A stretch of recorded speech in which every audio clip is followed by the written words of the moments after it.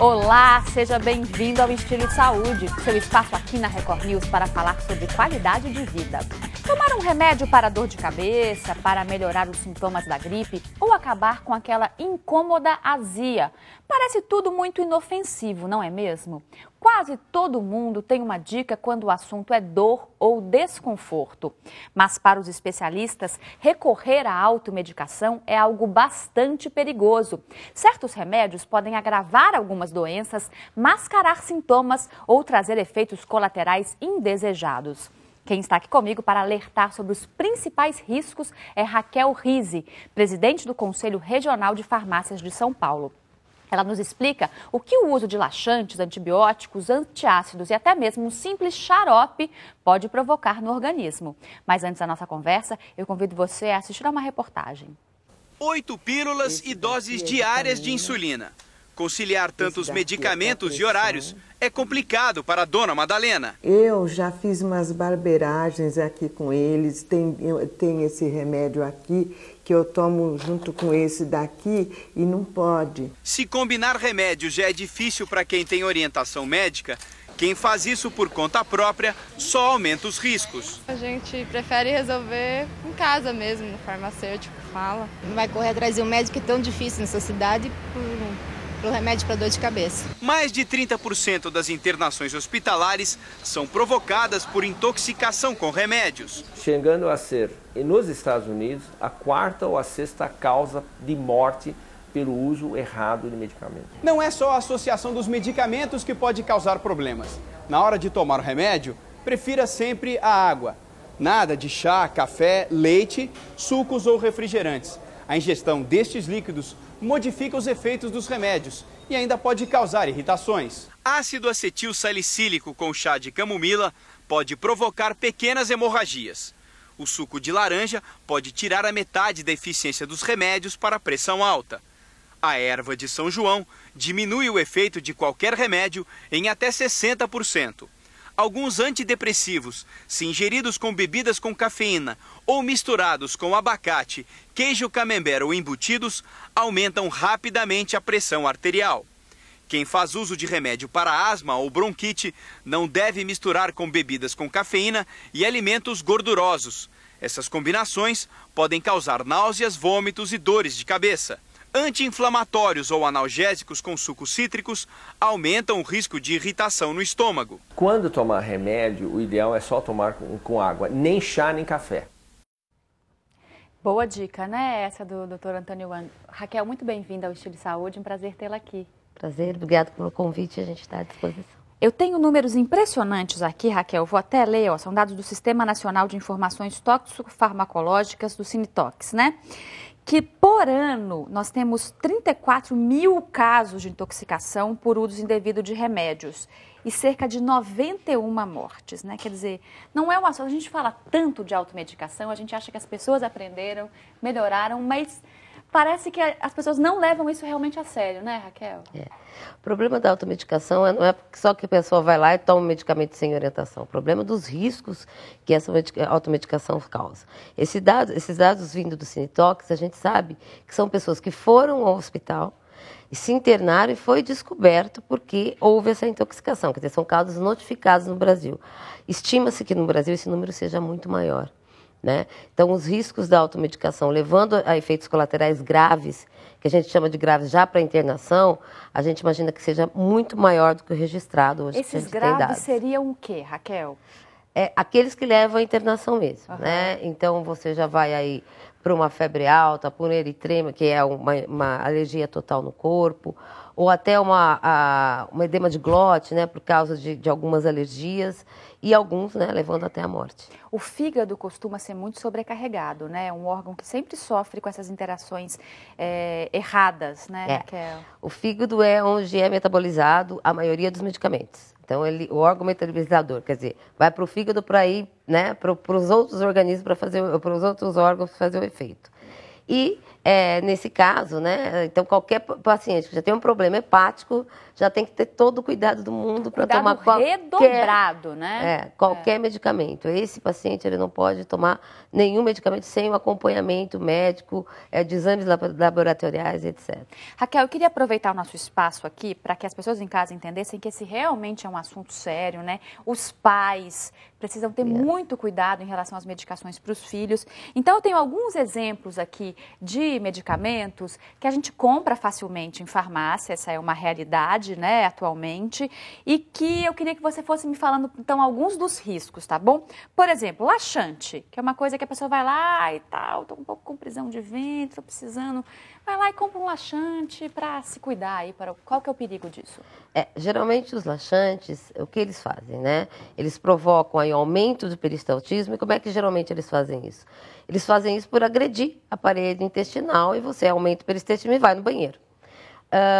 Então, esse aumento do peristaltismo pode causar sangramento no intestino, então já é um problema muito grave. Pode causar também algum desconforto, dores terríveis e cólicas terríveis, né? E a gente sabe que o intestino, a gente tem que provocá-lo através da alimentação, né? O funcionamento através da alimentação. É lógico, o idoso tem mais problema, tem um intestino, como a gente diz, mais parado ou menos funcionante, mas nenhum medicamento laxante, ele deve ser tomado continuamente. Então, eu tenho problema intestinal, meu intestino é preso, né? O intestino, ele tem alguns problemas, lógico, mas ele não pode tomar esse medicamento sempre. Por quê? Porque vai causar hemorragias na região intestinal, vai causar vários problemas, fora que ele causa também o que a gente chama de dependência, né? Quanto mais você utiliza, menos efeito ele faz. Funciona menos naturalmente, ele funciona. né?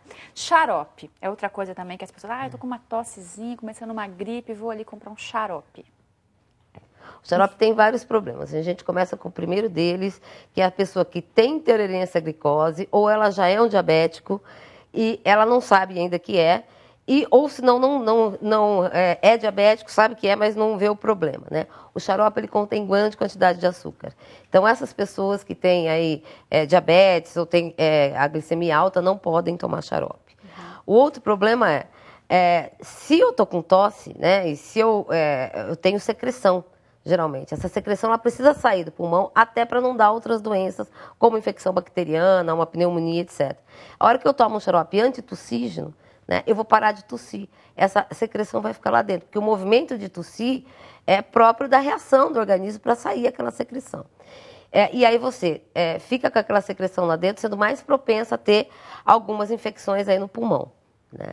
Então, isso é muito importante. Piorar os sintomas, por exemplo, de uma gripe, de um resfriado, de uma pneumonia, por exemplo. Sim, ela pode mascarar, né? Porque a hora que você toma, você para a tosse e você mascara os sintomas aí dessa doença aí pulmonar que você pode estar tendo. Impressionante. Antibiótico, acho que é um dos riscos mais conhecidos, mas não custa falar de novo, né, Raquel? Os antibióticos hoje, e é o momento da grande discussão dele, até porque a gente tem aí hoje as grandes bactérias aí sendo... As chamadas superbactérias. Superbactérias, né? O que são essas superbactérias, né? Elas são bactérias que já existiam antes, né, com a capacidade de resistir aos antibióticos que estão no meio, a todos eles que estão hoje no mercado. Tanto aqueles que estão no mercado para a comunidade, que estão na farmácia, como aqueles que estão no ambiente hospitalar. E aí a pessoa acaba morrendo porque não tem um arsenal terapêutico antibiótico para combater. O problema do antibiótico é o seguinte, a gente sabe que 50% das prescrições de antibiótico, elas são prescritas erradas, porque o antibiótico ele tem que ter um diagnóstico. Então, que bactéria está causando aquela infecção? Quer dizer, isso vem só de um exame detalhado. Exatamente, no exame.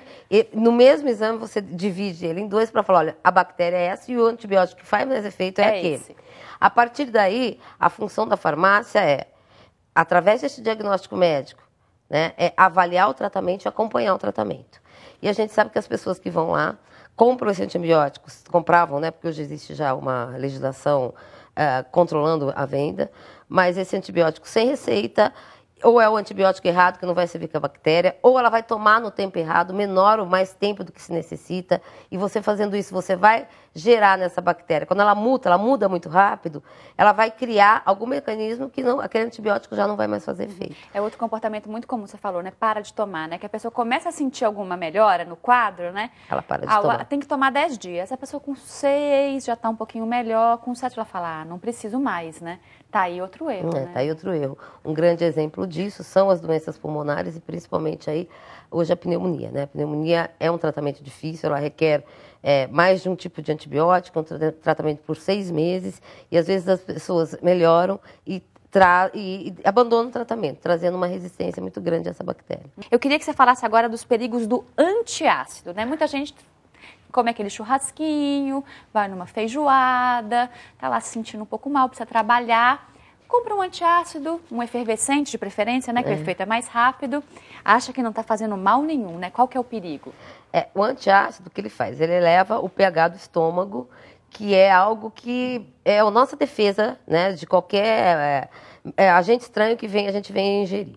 Aumentando esse pH, a gente pode ingerir e ficar, por exemplo, uma bactéria, ela passar com mais facilidade para o estômago e causar uma infecção. Primeira coisa é essa, aumentou o pH, você tem esse problema. Aumenta a sensibilidade. Então, e diminui, então, aí a resistência do organismo. Uhum. Então, ela pode passar alguns micro-organismos que podem fazer mal à saúde. Esse é o primeiro problema.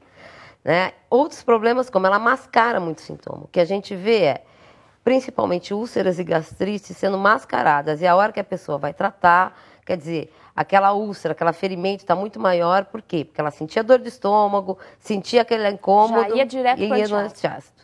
E o terceiro problema, né, também, é o tumores, né, que a pessoa possa ter. E o antiácido, ele mascara, porque ele tira realmente a dor. Pelo menos momentaneamente. E ele, um grande problema é de quem faz uso de antihipertensivo, que hoje é uma doença muito comum na população. A hipertensão arterial. A hipertensão arterial, e ele toma junto o antiácido. E aí o antiácido, como é sal, ele não deixa baixar a pressão arterial. Então você elimina o efeito aí do outro. Nós temos outros remédios aqui, mas eu queria só perguntar, aproveitando esse seu gancho, existe remédio inofensivo, Raquel? Não. Existe o medicamento certo, na dose certa, para a pessoa certa, e aí sim vai melhorar a qualidade de vida dela. Então, um medicamento, por exemplo, que faz bem para mim, não necessariamente vai fazer bem para você. Né? Às vezes ele está no mercado, ele não foi relatado problema nenhum ainda, e em determinada pessoa que tem uma sensibilidade maior, ele desenvolve uma reação adversa inesperada. É por isso que é importante aí a gente ficar observando todos os medicamentos que estão disponíveis no mercado, para que se tiver essa reação a gente notifique as autoridades competentes. Legal. Colírio pode fazer algum mal? Muito mal. O olho é um dos nossos órgãos vitais aí, né, para a gente sobreviver.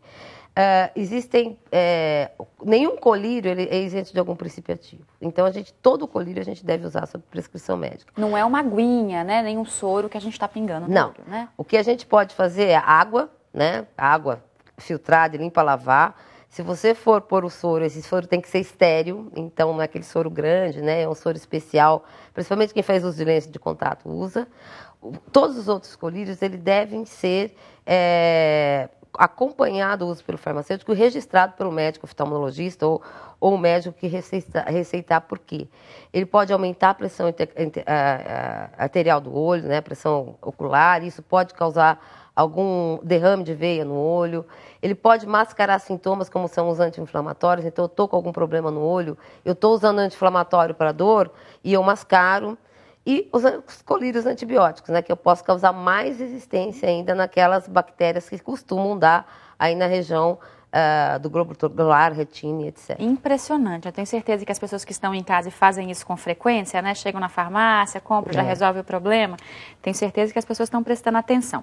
Cremes e pomadas. Muita gente tem mania de achar, né, esse creminho serve para tudo, né? Essa pomada que minha avó que me passou, tudo que eu tenho ela resolve. Resolve, Raquel? Não resolve. Principalmente dependendo da área que você vai passar. Se for uma área, por exemplo, que tem um machucado, você pode, naquele creme pomada, que ele não é estéril, você causar uma infecção.